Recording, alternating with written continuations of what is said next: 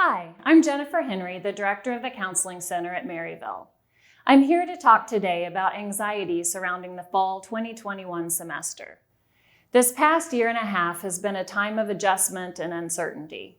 We've faced a global pandemic, political unrest, natural disasters, as well as many other traumatic situations.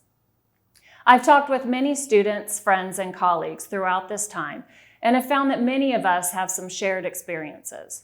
Some express feelings of grief surrounding the loss of experiences they had hoped for. Some have felt isolated and lonely. Some have felt anxiety about their health or the health of their loved ones. Many have expressed discomfort with the seemingly never-ending cycle of uncertainty.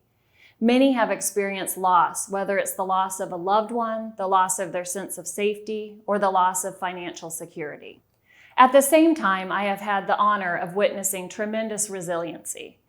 Throughout all of the hardships the past year has held, I've heard stories of people working hard to focus on what's most important to them, nurturing their most valued relationships, reaching out and helping others, and continuing to strive to reach their goals. Many have found the lack of social exposure to be comforting and have grown accustomed to a less social and active lifestyle. Many have experienced a renewed focus on their most essential roles, weeding out extraneous activities and connections. Many have grown to appreciate the time saved in commuting places, waiting in lines, and dealing with crowds. As we begin this fall 2021 semester, you may feel incredibly excited and ready to rejoin a more normal version of life. Or you may have mixed feelings. You may be excited but also nervous. Or you may dread the return to the way life was before the pandemic. If you're feeling anxious about this fall semester, that is completely normal. Using an analogy, we've spent over a year swimming furiously to manage pandemic life. We might think that the minute we near dry ground, we'll feel tremendous relief. We don't expect to feel like we're still drowning. Sometimes feelings come up when you finally get a chance to exhale after a long period of stress, and you may begin to feel the losses that you've experienced.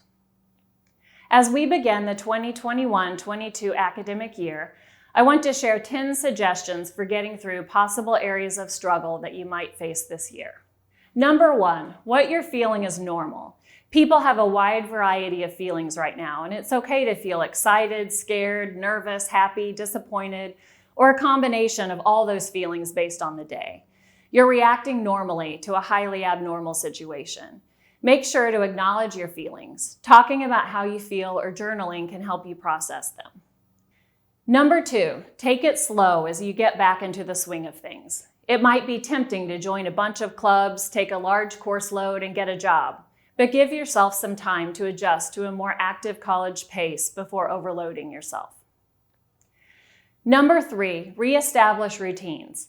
We've all had our typical routines drastically altered this past year. As you go through this academic year, make sure to create some routine for your days. Routines can be comforting and help you feel less overwhelmed. Make sure to include in your routine sleep, some movement, time for study and relaxation, and some healthy food. Give yourself extra time if you're driving somewhere as you get accustomed to commuting. Number 4, reestablish connections with friends, but do this at your own pace. Many who struggle with social anxiety may find the increase in social interaction to be exhausting. So take your time to get back into the social swing of things.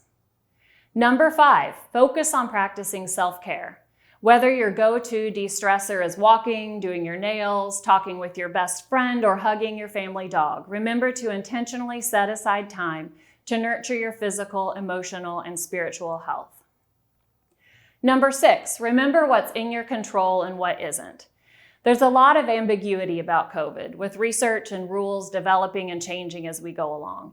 It can be easy to feel worried about whether other people are following protocols or frustrated if they're behaving in ways that you don't agree with. It can be helpful to remember that you may not be able to control other people's choices, the current COVID protocols, or what comes next, but you can control your own choices and refocus on keeping yourself healthy and strong. Number 7, practice being present. Much of our lives we spend in our heads, worrying about things in the future or ruminating over something from the past. It's easy to spend our lives overlooking the present moment. And very often, when you can get yourself to be in the present moment, you find that the present moment is actually really good. One way to be present is mindfulness meditation. If you would like to learn how to practice mindfulness meditation, go to the virtual relaxation room at www.maryville.edu/relax and click on Mindfulness Meditation for Beginners to learn how to be more present by focusing on your breath. Number 8, cultivate a practice of gratitude. Practicing gratitude means that you're consciously training your brain to look for and acknowledge the positive things in your life or in each day. Every day has positive and negatives in it, and we tend to focus on whatever we're looking for. So if you look for good, you will most always find it. And the more you practice this, the easier it becomes. Number 9, remember your strengths that have gotten you through all of the challenges of this past year.